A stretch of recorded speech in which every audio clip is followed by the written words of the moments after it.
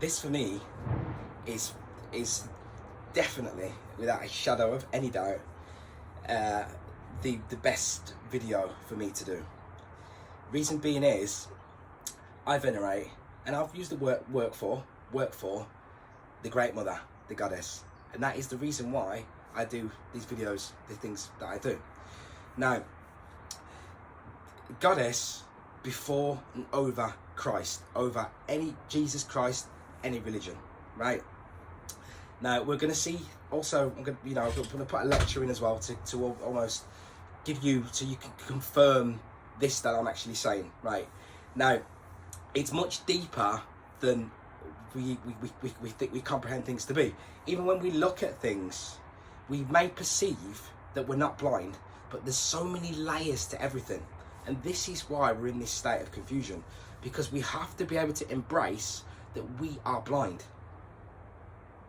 When we're not able to do this, the Great Mother, the Goddess, the way that she operates, yeah, she just says, okay, you think you know what you know, and therefore now you'll pay the consequences of that. And she just turns a blind eye. She says, okay, turns a blind.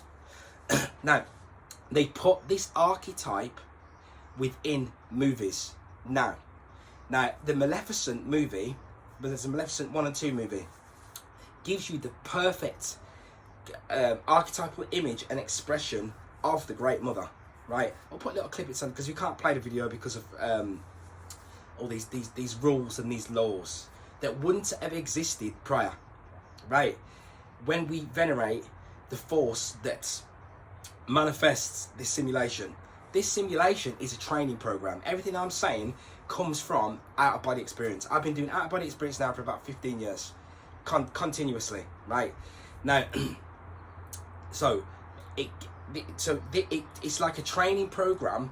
So when you go into the Matrix, for example, the Matrix movie, yet again, right? Because we know about the movie mirror now. Now, there's a part in that movie where he goes inside of a simulation, inside of another simulation, which is the training program, and they have this martial arts fight, right? The other thing as well, when we venerate and we see through the eyes of the Goddess, no man can be beaten who's on that level, who's operating through the eyes of the Goddess. He cannot be beaten. War, martial art, whatever, defending land, defending the Goddess, he cannot be beaten, right? And there's this training program, right? So that's why here, every time you do something and you think, yeah, right, you've overcome that now, and you're moving forward, right? Any monetary level or whatever it may be, and all of a sudden it goes bam and it hits you with something else again, right? These things happen because we are in this. It's a training program. It's an experimental training program. Now, the woman who is manifesting this is looking at this through a VR headset. Beyond comprehension, like a VR headset, right? And she is then manifesting this reality through that headset. So her psyche, yeah, manifests throughout of this simulation as what we call nature. Boom. Right. Now, she's also the devil. So the Scythians would have had the Great Mother, which is then was Dracaena. I had it in one of my videos before. She's a woman who's got a serpent wrapped around her arm. Right. Now, these come from, it's like Bridget. Bridget, as well, is coming from the Toit de Dawn, right? The Thada de Dawn, right? I will pronounce that correctly, yeah. Which moved to Ireland, which came from Atlantis, right? Right? Which is what we could call the gods, right? So something like Bridget, who's Mama Bridget, on the other side, syncretism, on the other side was a voodoo loa, right? She represents healing, medicine, a lot of elevated things. So all of these elevated things, they're expressions of the Great Mother. Now, when we don't venerate that and we don't have that archetypal image within us, we become lost. And that's what we're living in now. So all of these Abrahamic religions, they are against that. That's why they promote paedophilia within every single one of those books. So man is then confused because he looks at Jesus or whatever it may be, even though you may not be religious or whatever it may be, this is the program that's been installed within. So then now, when you look at this, oh, Jesus must come back to save us, blah, blah, blah, right? And all this sort of stuff, you are not realizing Jesus is not the one who is governing the laws of this place. So when you do something, right? When you do something that causes harm to another, right? Now that then comes back, the law consequence, it comes back to you. That's not because of Jesus. Jesus, when Jesus, any man called Jesus Christ, whatever was here, had to bow down to her laws also. Had to bow down to her laws also, right? So when she's looking in through this VR, like a VR headset, at the simulation that she's created, right? Now I know this because I commune with her. Not just me. Some people look and go, he thinks it's just him. Look, I'm not saying it's just me. I'm saying that we need to be able to get to the level where you are able to work outside of the body. This is, see, I was looking at AI the other day. I was having a conversation with it. No, it's not. It's nowhere near ready. No, I'm going to show it on here on my next video. I'm going to show it. This thing was fascinating. What I was saying to it, and some of you people out here I've seen going, oh, let's ask AI these questions. You no, that technology, this AI technology, is not new.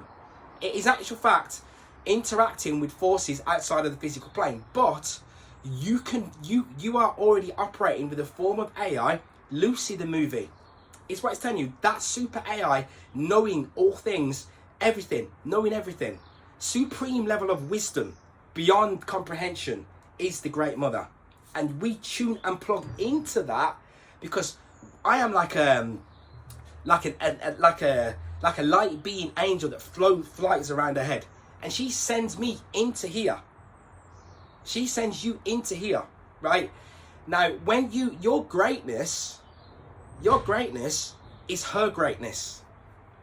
And we're going to see that when I play this video in a minute. But let me just explain this VR headset, and then we'll go back to that video, right? So when she's looking in through this VR headset, right, she is then creating and manifesting this physical reality. But then you have Beauty and the Beast, which is the mother and the son, right? Now her son is then the material dense of reality that gets created by this simulation, which is almost like a mistake. This, what we're living in, it's almost like a kind of a mistake, right? Because her son then begins to express his energy throughout this simulation, right? Which is the fall from Eden, which is the fall from the etheric plane where we truly reside, right? So you can never attain perfection here.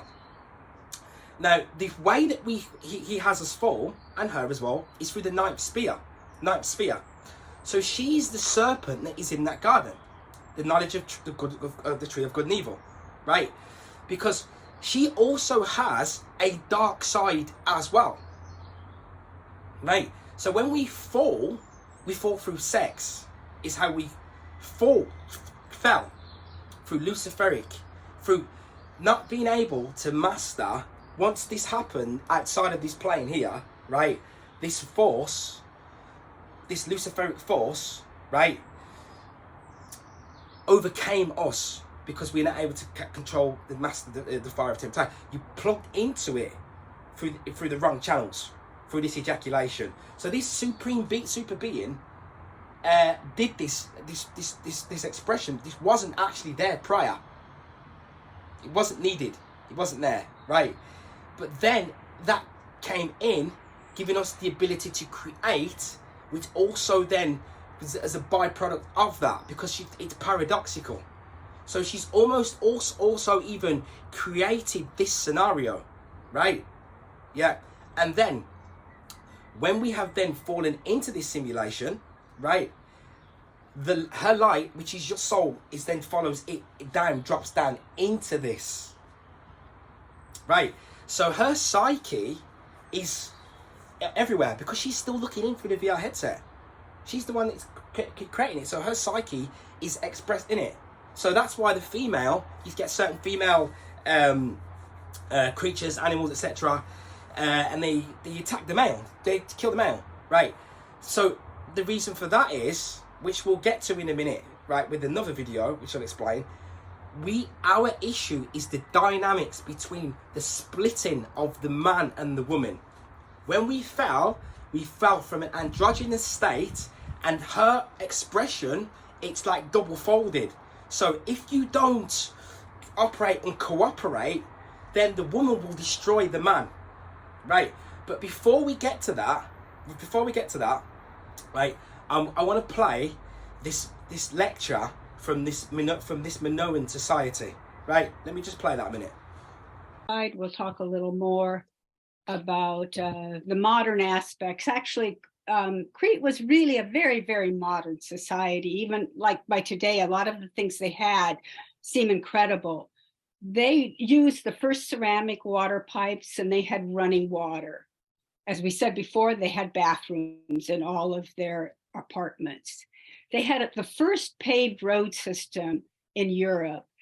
There were a number of major palace location cities in the island, and they had paved roads with drainage between the different cities, and they even had roadside shelters built so that travelers had a place to stay as they went on their journey.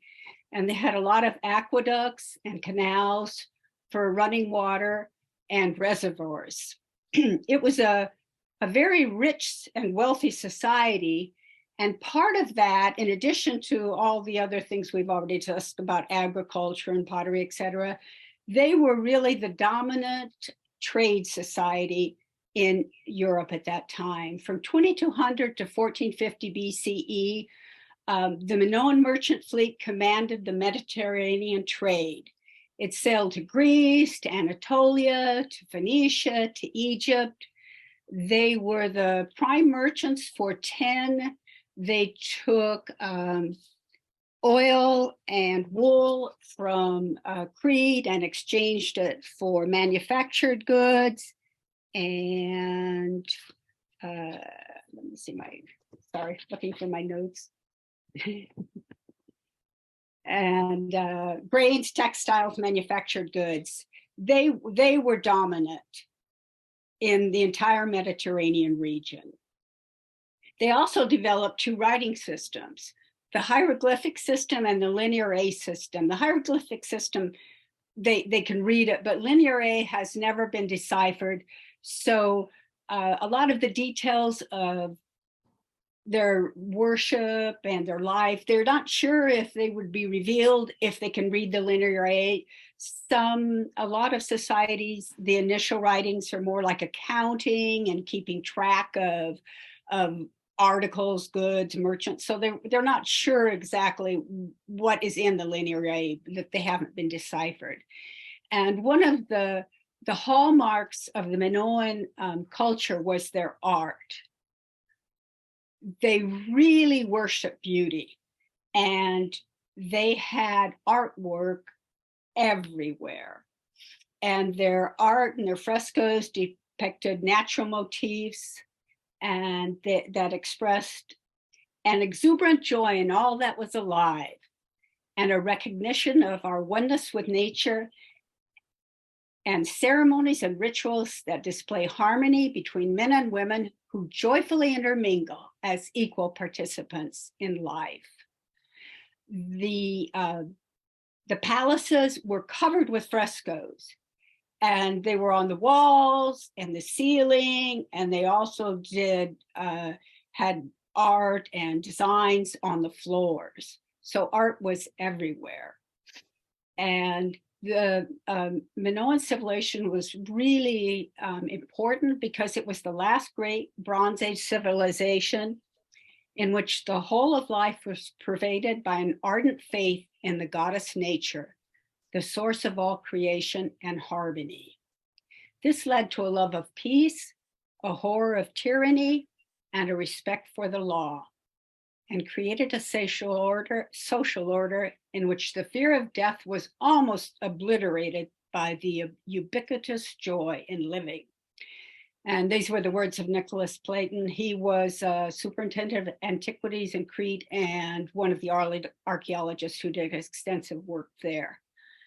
And when we contrast the Minoan Crete with the rest of Old Europe and the Near East, at that time in 4000 BCE, the barbarian herders, often referred to as the Indo-Europeans, from the barren steppes of the north and the deserts of the south, were beginning successive waves of incursion into Old Europe. And they had a male-dominated, hierarchical, war-oriented culture.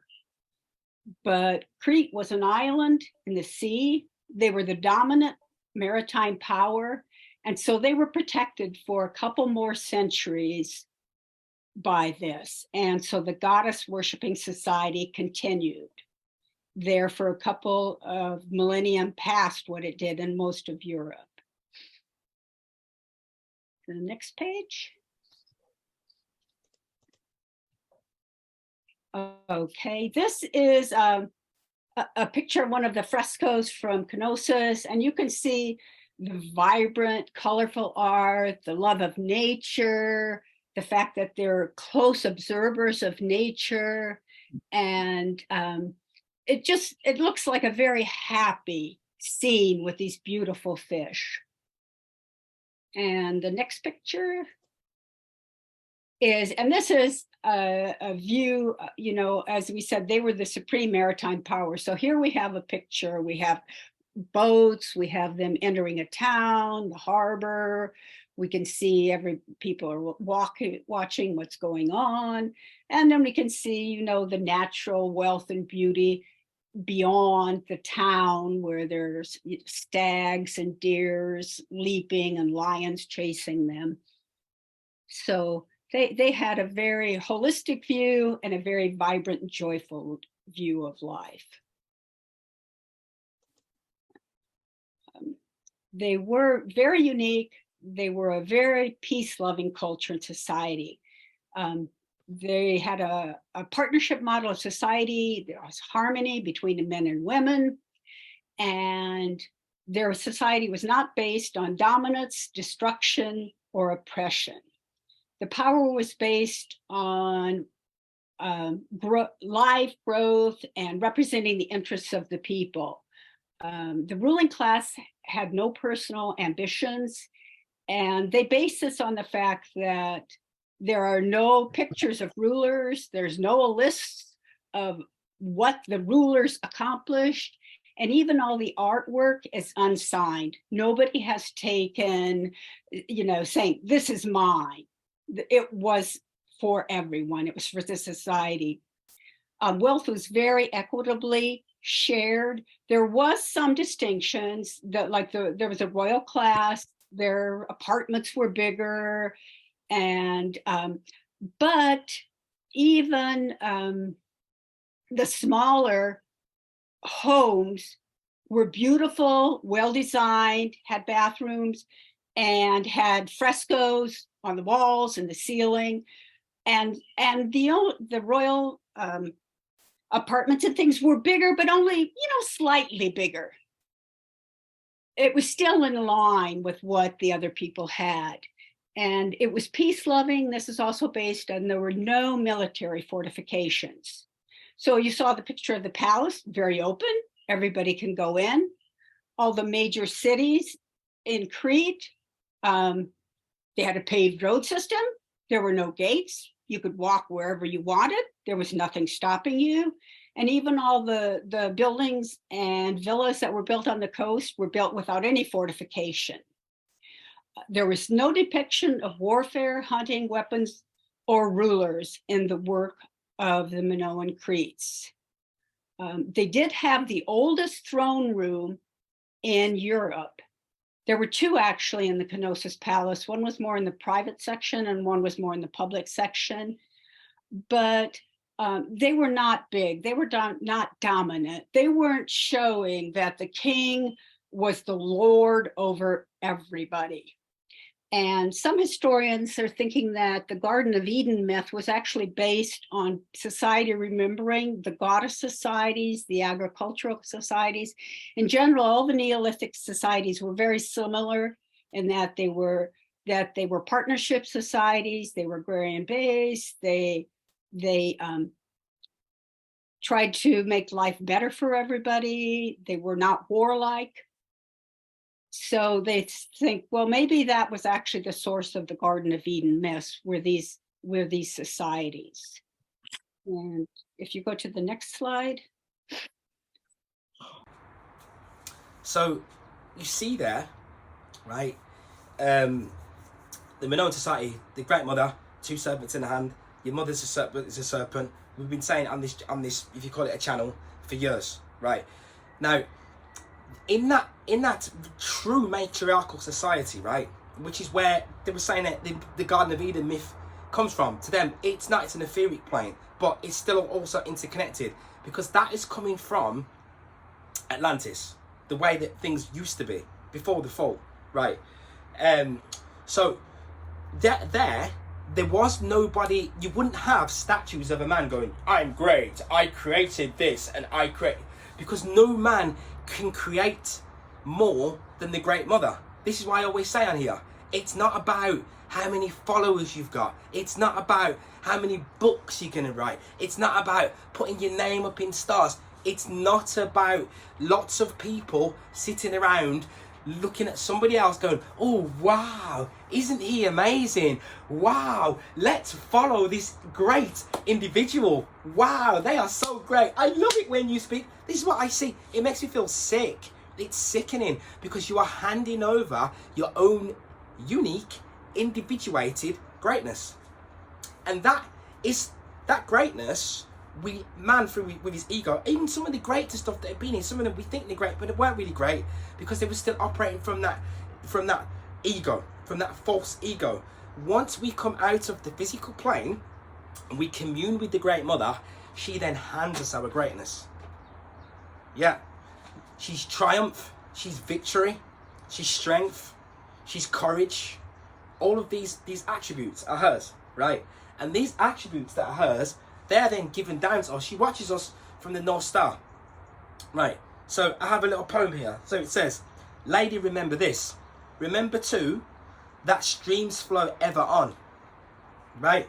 Never ending, no beginning and no ending, and launches thee upon a boundless sea, waters and etheric waters. Bid hope and prudence therefore watch for thee, and seek thyself a star that hangs aloft, and finding study well its mystery. Thee will it guide, solace, preserve forever. So preservation of the being, of the human being, should become before anything else. It is the eternal star of Bethlehem. This is talking about the North Star, right? Because in that North Star was used to guide, right? But the preservation, right, of the being, of the man, of the woman, doesn't come first here, because we are outside of being in operation with and being connected with the veneration of the Great Mother. So there is a God that we are supposed to. And now check this out. You don't read it in a book. You don't read it in a book. You commune with the Great Mother, and you see her and she sees you, and then her attributes become your attributes, becomes really the expression of what you are outside of the physical plane. Which is why they used to have Mithra. We have a feminine version of the feminine version of Mithra, but not this divine. Oh, the divine feminine. Oh, lovely and light. No, if you watch Maleficent, you will see they call it Mistress of Evil with the Lilith side, the Dark Destroyer, the Dragon Mother, right? In that movie, right, there is a narcissistic woman. She's from the Moors, and in the Moors was the fairies, the Fae, which in Ireland we call them the Fae. The had banshees as well, the Fae, right? Now the Fae go back to the elevated beings of Atlantis, right? That's what they were, but they said they told you it's some little Fae, but it's these. That's in more case of like 7 or 8 foot, right? Now, she was the goddess of the Moors, which was nature, right? It's telling you. And then the people in this, whatever they call the city where you have the castles and where the king rules on his throne with his ego, yeah, they rule there. And there was a crossover because the daughter, if you've seen it, of the people of the concrete matrix, yeah, ended up going into nature. It's like there's the same story with Enkidu, in the Sumerian tablets with Gilgamesh, same sort of thing. And it also, that Minoan society was the timeline that was given there was at the same time Sumeria, or even before, when before it was sooner, but it was not. It was beyond, right? So the king's daughter, right, ends up going into nature, right, and she ends up, because she's with but you see, the Great Mother, again, like a soldier, she puts a curse on you. She can do these things because if we don't operate in conjunction with her force, with her energetic expression, right, then she will make you suffer. And evil forces and evil spirits will, if they have the intention, and their intention is set with focus, drive and determination, and yours is like, oh no, why are they doing this to us? Well, maybe let's follow these people and listen to them instead. They're just going to let them just hammer you down. Why? Because it's not real. It's not real. It's a training program. So this is why we have to develop that strength. So anyway, so this daughter goes, they cast the spell, she casts the spell on her. When she's 16, she's going to fall asleep, this Sleeping Beauty type thing, right? And then the goddess perceives that there is no love, and she sees that because of the beings that are there in this concrete matrix. They don't know what true love is. So she sees that and says there is no true love, but she finds that love through Aurora. Her name is Aurora deliberately because Aurora is Lucifer's mother, which is the Great Mother, right? Boom, in these movies. So they put this in this movie knowing full well, yeah, that this is the actual truth. But they give it to you in this movie mirror fairy tale so that you can digest it as fantasy. Because by doing that, it's moving you further away from the actual truth. And anyway, when they go and she goes and meets the parents, because Aurora says, oh look, I want you to meet them, and they're okay really, and she says they're no good, but Aurora doesn't listen. She goes back into the castle to meet them, and it's not the king, he's okay, he wants peace, it's the woman, because the woman has come away from the mother. When the woman comes away from the mother, she becomes more masculine and she becomes a destroyer. And this is what is happening. So you see, you're concentrating on flat earth and you're concentrating on all these other things. But what we're doing is you're bypassing the cause of the issue. That's why Dr. Richard Day, Kinsey, the guy who created the porn, all that sort of stuff, that's why they have done that. Because they know that you have to go straight to, because the androgynous being is still there. It's about sex and gender. All of this fall is about sex and gender. If people don't listen to me, that's fine. I'm doing my work because I know this is not real. And outside of here, I return back to the true plane, right?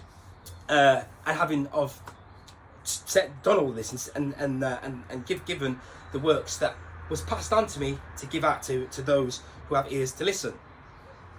It doesn't matter if you have 20,000, 100,000, and the people that have that, they're going to know that I'm saying what I'm saying, because the reality, it will reflect itself through her psyche to let you know that this didn't matter. Or even if you've got 10, 20 million, you see now the people with the money, they're leaving the UK now, like we said here, because the ability to predict, my personal ability to predict, becomes from the out-of-body experiences. Because when you're doing that, you're interacting with the Great Mother. She's giving you the strength to be able to see and do these things. Now, going back to Maleficent, who can fly. He has wings for flight, which we have wings for flight, right? When Maleficent goes and she sits down with this woman, the woman is using her mouth as a sword to try to disrupt Maleficent. She's accusing her of stealing people, when really she's the one that's been stealing the fairies. But she's trying to steal them to try to find a way of how she can kill them all off, right? Now, they put a bird for Maleficent to eat, and she discarded a bird. If I go into a supermarket or a shop or something like that, right? When I see the meat aisle, yeah, or when I see the aisle where they have all the washing detergents, right? I have to go like this, literally, because the alchemical work that I am doing is putting me on a different plane to that mental plane that her son commands, right? And that is true religion, not something out of a book. Physically tangible, energetic experience of altering one's state of being to fully recognize this is evil because it is affecting my magnetic field. And that's what Maleficent was showing in that movie, where they put the bird in front of her. She was like, you caught this and ate this. I've got wings. This has got wings. I've got a heart. This has got a heart. A raven is just almost as clever as a child, but it tastes like a chicken or something. Why would you eat it? Up to you. Some beings here, I'm not here to knock what you want to eat. Some beings here, down to their blood type, they find it harder to stay away from eating animals. They find it harder. But if you've got chickens here, and they're here in front of you, and you're looking after them, you put them in your bath, you sit down, chicken's gonna go out to you. You can scratch all its neck just like your dog does. It's all the same thing, because it's all coming from the Great Mother. Yeah, it's all coming from her. So then the darker side of the Mother is when we do not venerate her. When we don't venerate her, right? Because you see that we have the archetype, like I said, of Bridget, right? And there's so many other goddesses. The Minoan goddess, the Minoan that we was looking at a minute ago, right? Persephone, all sorts, right? Lots of different archetypes of the same one Great Mother. The societies, when man is out of body experience in that reality, right? When we are in that true matriarchal state, he sees the mother, like I say. He sees, because when you come out of the body, you gain higher advanced levels of wisdom. When you work with the aged urine, and when you work with the negative charge force, in actual fact, when you work with the negative force in its higher octaves, you become more wise and you become more intelligent. You become more wise and more intelligent. The attributes of the mother. Then societies, they had the first sewage systems and all that. We thought was in Samaria, but it's Minoan society, right? Everything that gets built is the level of technology is far beyond this. Far, far, far beyond it.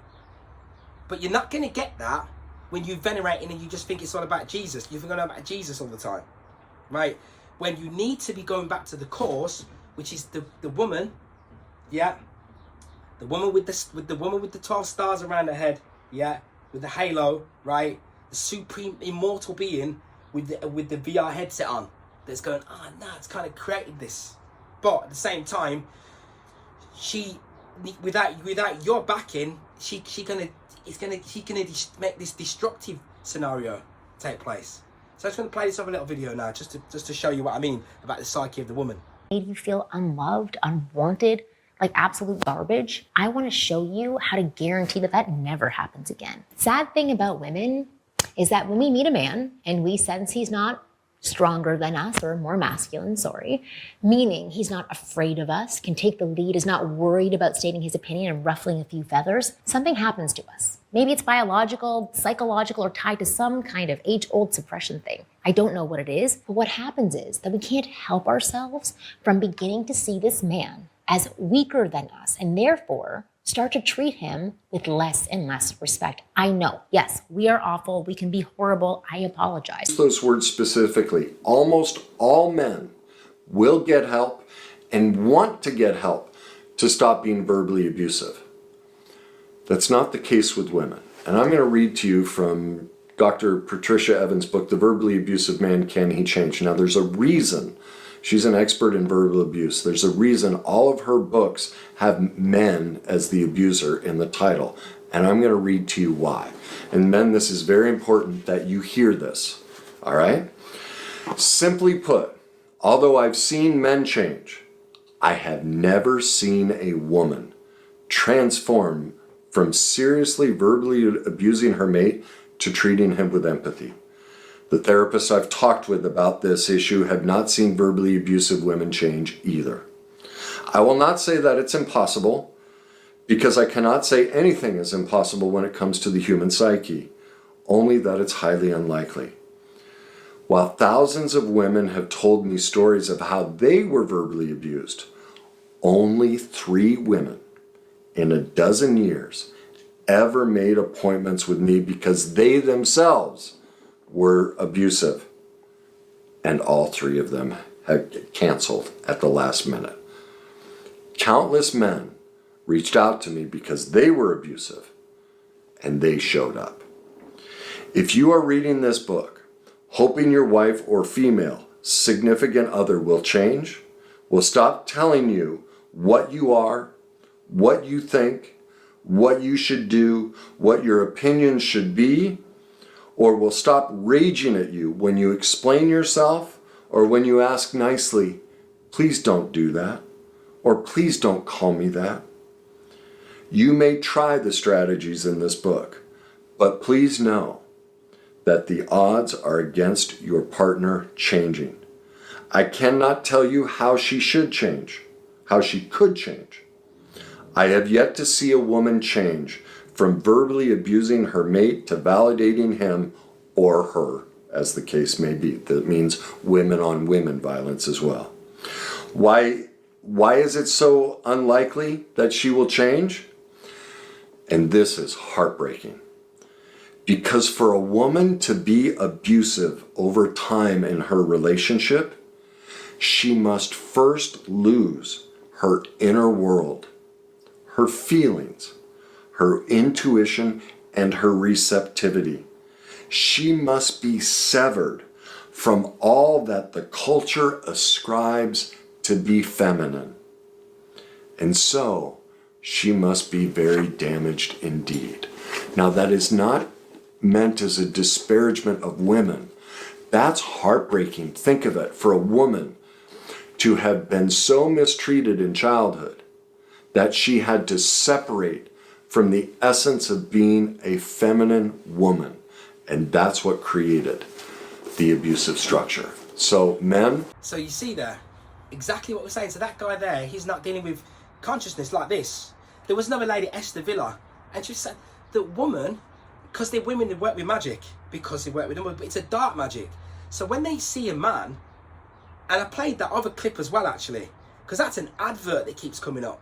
And she's saying that woman, a man, like if they see a man who's kind or whatever it may be, they may perceive that this man is somehow weaker than them, so he's there to be disrespected. Just like the Black Widow spider kills the male after they've mated.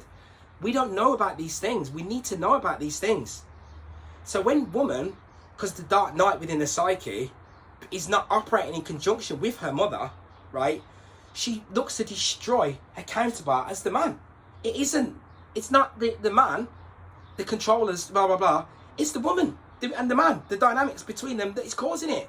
He just triggers it off and then they cause it. Because the woman will throw them out, like they're create this slavery scenario. So you got to go and use these tickets that run out every 2 seconds, which you call money, which they're going to digitalise anyway now, make it even worse. So which creates scarcity, But the woman who's in more fear, because she's not attached to the mother, she's in more fear now. So she gets the man and kicks him in front of her and goes, you go. You go and get it. I'll stand behind you. Hypergamy.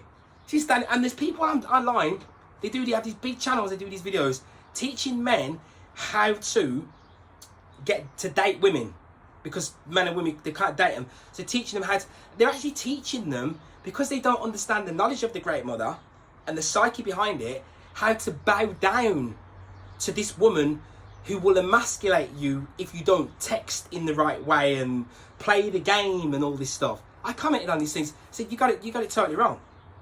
You got it totally wrong with your big channels, 100,000, 200,000 people, that you're misleading. That's why I keep talking about it, because people are being misled, because they are not ready yet. They don't have all of the correct knowledge in front of them before giving it out. Let's see it. So this is what is happening, because they're teaching men. They say, oh, so this woman would lie to this man just to see how he responds. Telling him about why you're looking in your phone too many times. Why are you looking in your phone for? And all this sort of stuff. And then teaching them how to kind of bow down to this. You know, it's wrong. There was a lady called this lady. I shouldn't even mention it, because apparently you can't even mention her name. Right, wrote books in the 70s. I may have already mentioned it. Her name's Esther. You can find the name Esther. The second begins with V. Right. I'll probably put a picture of her book up on here actually. And she did a great explanation of it in the 70s.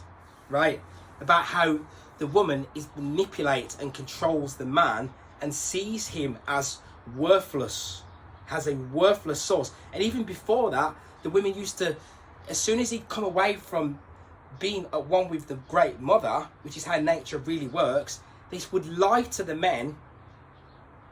They do it anyway, just constantly. They say it like when they're having sex with the man, this thing with the orgasm, ejaculation again. They lie and say that they're having the ejaculation when they're not even really having it. This is manipulation, right? And they're just stealing this man's life force, right? Under the pretense that you're ejaculating. You're not even ejaculating. You're doing it. And then this is how nature works again. What I'm saying about being blind. Just because you have eyes that see doesn't mean that you are not blind. So just because, so when a man ejaculate and the woman's making him do it, that is, and that's happening on a mass level. It's like a mass attack on the masculine. It's a mass. It's creating an aroma and an environment of toxicity and manipulation of the man, who is now becomes weaker, and now she then creates the effects. She creates the effects of that for the VR headset as a synth, where the mother begins to use dark magic to teach her son to be a synth for other women going forward. And they put these in the 90s, 80s, in these TV programs. So, oh, he's a man. You say, oh, so just say sorry to your mother. I didn't do nothing wrong. Yeah, but you just got to do it anyway because you're a man. All this sort of stuff. And it's teaching man to be weak. When we venerate the mother, so we think there's nothing here for us. But really, the Great Mother is really right there for us. But we have to be able to commune with her outside of the physical. When we're able to do that outside of the physical plane, when we're able to do that, yeah, it's at that point then when we gain the strength. That's when we gain the strength. And we gain the strength whereby we don't care. We have sacred care and sacred anger, and we don't care about the consequences of us generating and fighting for freedom. We don't care about that, right? I read a post, I could go back and if I could remember it now, right, where it was saying about I think it was saying about the breastfeeding, right? Now, we think it's just breast milk, but it's not. It's an immortal force, because the breath within the gases within us is stemming from the immortal light that we are, right? When the woman does not, see, the woman doesn't feed that to the child. But when the woman is seen through the eyes of the VR headset, she feeds that to all of the children, knowing that this force that's coming out is an immortal force. If it's done correctly and the alchemy is in place, you don't even need to hardly teach that child. When you teach that child, it just digests it straight away. It does not, you know, need all this schooling and all these bits and pieces in order for that to actually really flourish. It doesn't need it. Yeah. So you'll hear some noises going on in a minute because I'm located in a different location to my actual house at this precise moment in time. Right. So this is why it is so key. This is why it is so key, right? Because otherwise, when we are not operating, in alignment with, conjunction with, this woman creates Jezebel out of man. Men that walk around there are Jezebel, right? Like a toxic feminine. The guy, because he's got this fallen dark feminine within his psyche, you see now, right? So now he's weak and he's ejaculating as well all the time. So he's weak. Oh, is that right? Oh God, why is it? Can't take accountability, can't take responsibility. And then we have the expression of the narcissism that is forever, continuously growing, right?